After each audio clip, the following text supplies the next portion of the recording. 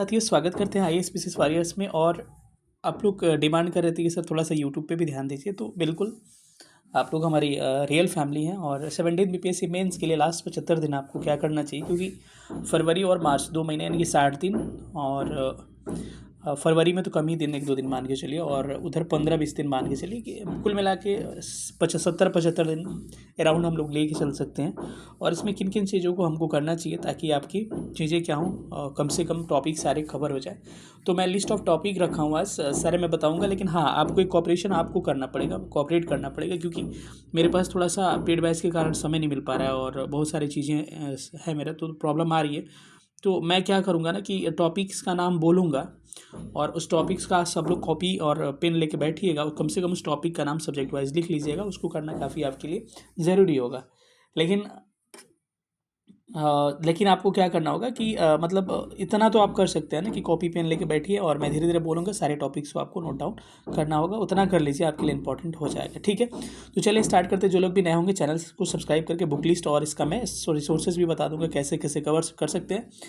तो मैं आपका सारा बता रहा हूँ। सबसे पहले हम लोग स्टार्ट करते हैं किससे, आपको जीएस 1 पेपर से, और वहाँ से हम लोग तीनों सेक्शन को बारी बारी से करके स्टार्ट करते हैं। ठीक है, तो सबसे पहले मैं स्टार्ट करता हूँ हिस्ट्री से, और लिस्ट ऑफ टॉपिक आप सुनते जाइएगा और मैं लिखूंगा भी नहीं क्योंकि टाइम ज़्यादा लगेगा थोड़ा सा मुझे, और टाइम का थोड़ा प्रॉब्लम है, तो आप लोग लिखते जाइएगा, मैं बोलते जा रहा हूँ। ठीक है, सबसे पहले हिस्ट्री वाला सेक्शन आता है, और हिस्ट्री वाले सेक्शन में आपको मैं टॉपिक बता रहा हूँ। सबसे पहले टॉपिक लिख लीजिएगा अकॉर्डिंग टू न्यू सिलेबस। क्या मतलब, जैसे नया टॉपिक से पूछा जाता है नए 68 69 से। सबसे पहला टॉपिक लिखिएगा मौर्य कला, इंग्लिश में मौर्यन आर्ट।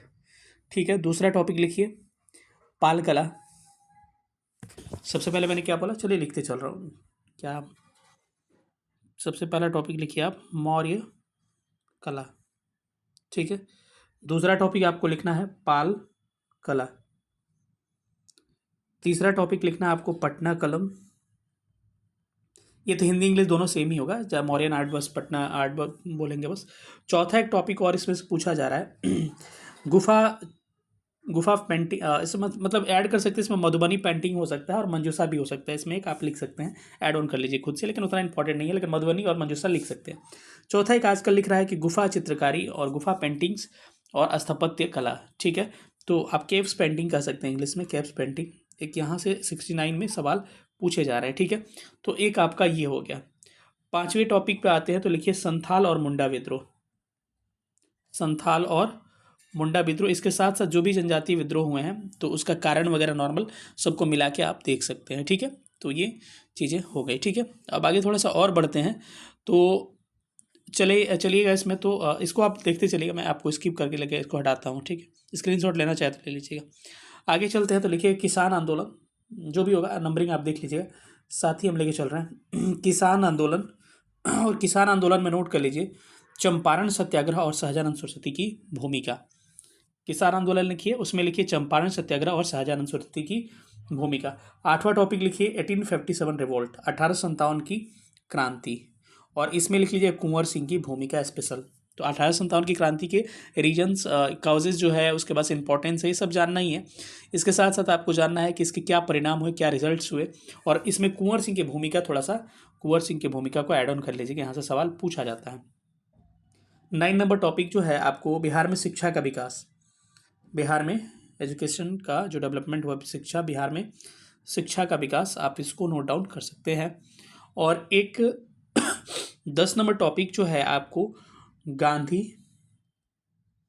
नेहरू, ये पर्सनालिटीज़ जो हैं, टैगोर, पर्सनालिटीज़ को कह सकते हैं, गांधी, नेहरू, टैगोर, राम मनोहर लोहिया, राम मनोहर लोहिया, जेपी, जयप्रकाश नारायण और राजेंद्र प्रसाद।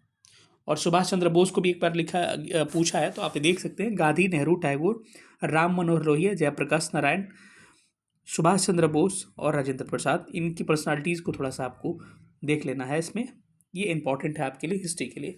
और इसके अलावा जो हिस्ट्री आपने प्रीलिम्स में पढ़ा होगा उसका फैक्ट को एक बार थोड़ा बहुत देख लीजिएगा, क्योंकि वो काम कहाँ पे आएगा, जो शॉर्ट नोट्स लिखिएगा ना, शॉर्ट नोट्स में आप काम यहाँ से आ सकता है। ठीक है, अब कहेगा सर इसका नोट्स कहाँ से मिलेगा, इसका नोट्स देखिए, या तो हिंदी में कहे तो सीएमई का, और इंग्लिश में मेरे पास दो छोड़ के, एक तो आपके ट्राइबल्स मोमेंट और स्टार्टिंग वाला जो है हिस्ट्री आर्ट एंड कल्चर में आर्ट एंड कल्चर वाला, वो 2 सेक्शन छोड़ के मेरे पास इंग्लिश में ही इंग्लिश में भी सीएमए उपलब्ध है, बाकी हिंदी में तो पूरा शुरू से लास्ट तक अवेलेबल है। ठीक है, तो ये चीज़ें हो गई। ठीक है, अब इसके बाद अगर नहीं होता है तो एडिटेरिया का भी आता है मार्केट में, आप वहाँ से ले सकते हैं। इसके अलावा एक गाइड बुक खरीद सकते हैं, केबीसी नैनो का आता है, केबीसी नैनो समग्र करके जो आता है, ये पीवाईक्यू की मैं बात नहीं कर रहा हूँ, समग्र, इसमें सारा टॉपिक दिया हुआ है। अगर चाहे तो हिंदी इंग्लिश दोनों में आता है। केबीसी नैनो समग्र अच्छी किताब है, इसमें सारा टॉपिक पूरे टॉपिक्स को अच्छा से कवर किया है, तो आप यहाँ से देख सकते हैं। बस डायग्राम वगैरह का थोड़ा सा इशू है जो कि नोट्स वगैरह से आप कवर कर सकते हैं। ठीक है, हिस्ट्री वाला सेक्शन हो गया।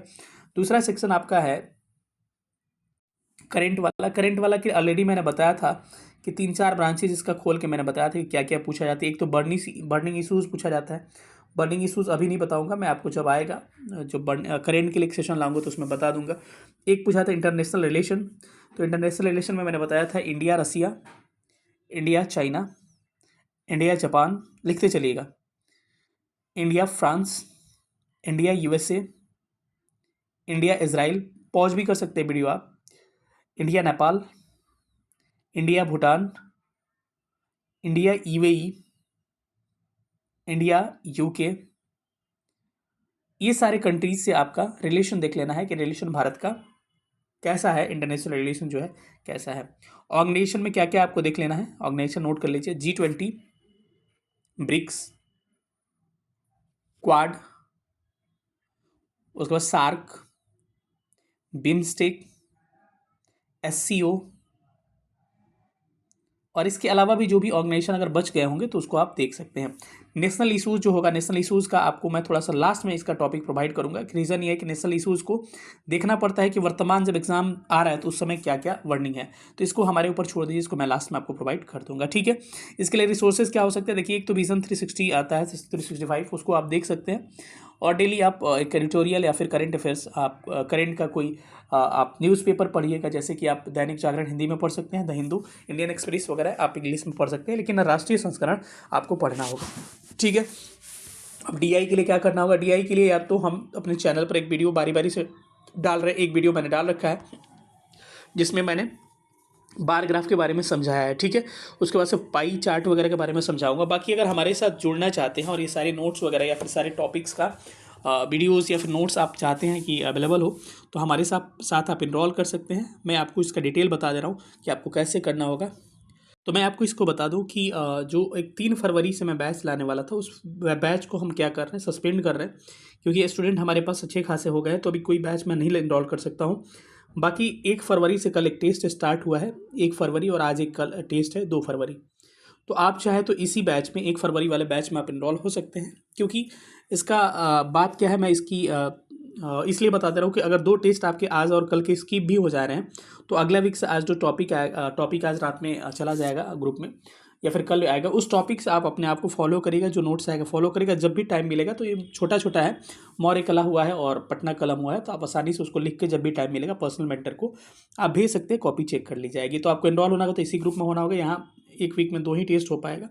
ठीक है, मैं इसको इंक्लूड कर रहा हूँ, एक जीएस का चलेगा और एक एसए का चलेगा। जीएस जो भी स्टार्ट होगा, GS1 हम लोग पुराने बैच में ख़त्म करने वाले हैं, और एसए जो है आपका लगातार हर वीक में टेस्ट होता रहेगा। ठीक है, तो अगर इनरोल करना है तो इसी बैच में आप इनरोल कर सकते हैं। फीस को घटा के हमने 1500 कर दिया है, क्योंकि जो बच्चे जुड़ रहे हैं उनका टेस्ट कुछ, एक तो कल और आज का टेस्ट जो है आपका बस स्किपिंग है, तो आप बाद में इसको क्या कर सकते हैं, मैनेज कर सकते हैं। आपको पर्सनल सारा नोट्स भेज दिया जाएगा, बाकी ग्रुप को फॉलो करना होगा। इसमें आपको व्हाट्सअप ग्रुप पे आपको ऐड करके उसमें टॉपिक्स दिए जाएंगे टाइम से, उसका नोट्स प्रोवाइड कराया जाएगा, उसका वीडियोज़ और बताया जाएगा, उसके ranks, toppers, copy, model answer, online classes YouTube पे, और कुछ कुछ आपको वीडियोज़ के फॉर्म में या फिर गूगल मीट पे आपके एसएस की क्लासें उपलब्ध होती हैं। तो आप चाहे तो हमारे साथ जुड़ सकते हैं और इन सारे टॉपिक्स का आप फ़ायदा उठा सकते हैं, और आप मेंस का एक बेहतर प्रिपरेशन कर सकते हैं और अपना एक सीट सुरक्षित कर सकते हैं। 91 17 16 63 47 पर आपको व्हाट्सएप पर मैसेज करना है। फिर से मैं बता रहा हूँ, कोई बैच मैं नहीं लॉन्च करने वाला हूँ। आपको जिनको इनरोल होना है, कल से जो बैच स्टार्ट हुआ उसमें आप इनरोल कर सकते हैं, और सारे लोग इसी में हो रहे हैं। 40-50 लोगों का एडमिशन इधर हुआ है। बाकी मैं कोई बैच अब नहीं लाने वाला हूँ, मैं कंफर्म ये चीज़ आपको पहले ही बता दूँ, क्योंकि शायद आप आप इस उम्मीद में लगे होंगे कि फिर से सर कोई बैच लाएंगे, तो बिल्कुल अब बैच नहीं लाने वाला है, क्योंकि टीम वर्क ज़्यादा हो गया और प्रेशर ज़्यादा हो गया। तो जो लोग भी आएंगे इसी ग्रुप के माध्यम से उनको जुड़ना पड़ेगा। ठीक है, बहुत बहुत धन्यवाद। चलिए हम लोग आते हैं फिर से अपने टॉपिक पे। तो चलिए हम लोग ने देखा था कि आपको डीआई के लिए क्या करना हो। मैंने बोला कि डीआई के लिए मैं वीडियो जो अपलोड करूँगा वहाँ से आप देख सकते हैं, या फिर पेड बैच में भी मैं लगातार डीआई के लिए आपको वीडियोज़ वगैरह या फिर सजेस्ट या फिर सॉल्यूशन करने का मैं तरीका लगातार बताता रहूँगा। ठीक है, बाकी आपके अपने स्तर पर करना है तो डीआई का PY आप पूरा सॉल्व कर लीजिए, आपका काम खत्म। ठीक है, अब आते हैं सीधे GS2 में। GS2 में आपको क्या करना पड़ेगा। GS2 में आपको करना ये है कि सबसे पहले पॉलिटी के लिए मैं कुछ टॉपिक आइडेंटिफाई कर देना, उसको आप कर लीजिएगा और बाकी हमारे साथ तो जुड़िएगा, तो हम लोग इस टॉपिक को करवाएंगे। चलिए आप लिखिए सबसे पहले जितना टॉपिक्स बता रहा हूँ। सबसे पहला टॉपिक लिखिए, मैं बोलते जा रहा हूँ। सबसे पहला टॉपिक लिखिएगा प्रियम्बल लिख लीजिए, यानी कि प्रस्तावना या उद्देशिका। दूसरा टॉपिक लिखिए फंडामेंटल राइट्स FR, मूल अधिकार। तीसरा लिखिए फंडामेंटल ड्यूटी से भी सवाल पूछा गया एक बार, तो इसको भी आप कर सकते हैं। तीसरा, चौथा यानी कि मूल कर्तव्य। चौथा लिखिए फंडामेंटल DPSP, डायरेक्टिव प्रिंसिपल जो होता है, यानी कि आप कह सकते हैं नीति निर्देशक तत्व। पांचवा टॉपिक आपका होगा संसद से सवाल पूछे जाते हैं, पार्लियामेंट से, इसको आप नोट कर सकते हैं। छठा है प्रेसिडेंट से सवाल पूछे गए हैं, राष्ट्रपति से, इसको नोट कर सकते हैं। सातवां टॉपिक जो है गवर्नर से सवाल पूछे जाते हैं, गवर्नर को आप नोट कर सकते हैं। चलिए आगे भी बताऊंगा, इसको पहले स्क्रीनशॉट ले सकते हैं या फिर आप नोट करिए, पेज में ज़्यादा बेटर होगा। अब आगे बढ़ते हैं। तो हम लोग गवर्नर तक गए थे, गवर्नर के बाद से जो भी होगा ATS जो भी नंबर होगा आप देख लीजिएगा। अगला टॉपिक जो होगा आपके पूछे जाते हैं इलेक्शन कमीशन से, निर्वाचन आयोग से, और जो भी इलेक्शंस वगैरह होते हैं इलेक्शन कमीशन या निर्वाचन आयोग से सवाल पूछे जाते हैं, जो भी चुनाव वगैरह होता है। ठीक है, इसके अलावा अगर पॉलिटी की बात की जाए, जैसे प्लानिंग कमीशन और इसी तो चला जाता है इकनॉमी में, तो यहाँ से इसको छटा, नीति आयोग वगैरह इकनॉमी में चला जाएगा, तो इसको यहाँ से हम लोग स्किप कर लेते हैं। कुछ एक्स्ट्रा टॉपिक पूछा जाता है जुडिशियल एक्टिविज्म, यानी कि न्यायिक सक्रियता और जुडिशियल रिव्यू, और हिंदी में क्या कहते हैं इसको, न्यायिक सक्रियता, और होता है जो भी होगा हिंदी एक बार देख लीजिए, जुडिशियल रिव्यू और जुडिशियल एक्टिविज्म, दो टॉपिक है। ठीक है, न्यायिक सक्रियता और न्यायिक पुनर्लोकन, हाँ पुनर्लोकन, ये दो टॉपिक आप देख सकते हैं। 10वां टॉपिक है आपका सुप्रीम कोर्ट, आप देख सकते हैं यहाँ से सवाल थोड़ा बहुत जज के बारे में सवाल पूछे जा सकते हैं। करेंट सिनेरियो से इस जजों की बहाली को लेकर जो विवाद बार बार पैदा होते हैं, वहाँ से सवाल आपके पूछे जा सकते हैं। इसके अलावा देखा जाए तो आप एंटी डिफेक्शन लॉ, यानी कि दल बदल कानून जो है, इसको आप देख सकते हैं। इसके अलावा प्रेशर ग्रुप एक है, दबाव समूह जो है, प्रेशर ग्रुप्स, इसको आप देख सकते हैं। ठीक है, बाकी यही सब मेन टॉपिक है, यहाँ से आपके सवाल पूछे जाते हैं पॉलिटीज़ में। ठीक है, अब हम लोग सीधे चलते हैं किस पे, साइंस टेक पे, क्योंकि इकोनॉमी और ज्योग्राफी का तो हम लोग अलग से प्लानिंग बताएंगे, लेकिन साइंस टेक पे सबसे पहले साइंस टेक पे चलते हैं। साइंस टेक का पहला इंपॉर्टेंट टॉपिक नैनो टेक्नोलॉजी, यहाँ से बार बार सवाल आते हैं। दूसरा लिख लिया बायोटेक्नोलॉजी, बायोटेक्नोलॉजी ये हो गया। तीसरा हो गया ब्लॉकचेन टेक्नोलॉजी, ये भी चर्चा में है, ये आपसे सवाल यहाँ से बन सकते हैं। चौथा हो गया आपको बायोटेक्नोलॉजी में जीन एडिटिंग वगैरह हो गया, जीन थेरेपी हो गया, ये या फिर आप स्टीम सेल वगैरह हो गया, सारा बायोटेक्नोलॉजी में ही आ जाएंगे। चौथा टॉपिक हो जाएगा स्पेस टेक्नोलॉजी, जैसे चंद्रयान वगैरह सारे इसी में आ जाएंगे, GSLV PSLV। और अब पांचवा टॉपिक की बात किया जाए तो पांचवा टॉपिक आपका हो सकता है क्वांटम कंप्यूटिंग वगैरह, उतना अभी नहीं इंपॉर्टेंट है ज़्यादा, तो आप इतना क्वांटम मिशन वगैरह उतना इंपॉर्टेंट नहीं, एक बार पूछा गया है, लेकिन आप एक बार थोड़ा बहुत देख सकते हैं। बाकी यही सारे टॉपिक इंपॉर्टेंट है। Space technology, defence technology English ही इसका नोट करिए, ज़्यादा बेटर होगा। और छठा टॉपिक है, तो ये सारा, क्योंकि टॉपिक जो है ना application of science and technology का जो अनुप्रयोग है ना, बस वो सिलेबस में लिखा हुआ है। तो ये सारे टेक्नोलॉजी का जानना नहीं कैसे यूज होता है, आर्टिफिशियल इंटेलिजेंस, रोबोटिक्स, हाँ इसको लिख लीजिए।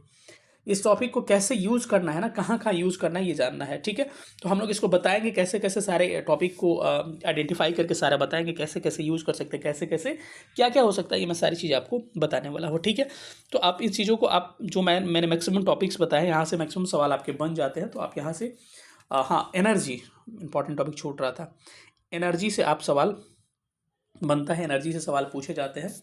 और यहाँ इतनी टॉपिक जो है आपके लिए क्या है, वेरी वेरी इंपॉर्टेंट है। और बाढ़ और सूखा में जो है कैसे हम साइंस टेक का यूज़ कर सकते हैं, ये आपके सवाल पूछे जाते हैं। तो ये मेजर टॉपिक्स हैं, यहाँ से आप देख सकते हैं। बाकी इसके अलावा भी बहुत सारे टेक्नोलॉजी पढ़े हैं, जैसे एज कंप्यूटिंग हो गया, क्वांटम कंप्यूटिंग हो गया, या फिर आप कह सकते हैं कि कंपटीशन मिशन हो गया, साइंस एंड टेक्नोलॉजी मिशन हो गया, ये सारे सवाल बनते हैं, लेकिन ये जो है मेजर टॉपिक है जहाँ सवाल आपके बनते हैं। अगला रहा आपकी इकोनॉमिक्स के लिए, तो इकोनॉमिक्स के लिए कोई बुक और कोई स्ट्रैटेजी नहीं होता। हाँ, साइंस टेक के लिए क्या बुक स्ट्रैटेजी हो सकता है, मैं साइंस टेक के लिए कुछ टॉपिक आपको यूट्यूब पे भी डालूंगा, लेकिन पेड बैच में आपको कंप्लीटली मैं करा दूंगा, ठीक है, क्योंकि मैं फैकल्टी जो साइंस टेक का ही हूँ। तो आप इकोनॉमी के लिए देखिएगा और ज्योग्राफी के लिए। तो इसके लिए देखिए, पहले जो था ना, ज्योग्राफी पूछा जाता था किसका, ज्योग्राफी आपका इकोनॉमिक ज्योग्राफी पूछा जाता था। जैसे नहीं होता, एग्रीकल्चर हो गया, पॉवर्टी हो गया, इस तरह के ज्योग्राफी पूछे जाते थे, लेकिन अब पूरा ज्योग्राफी पूछा जा रहा है।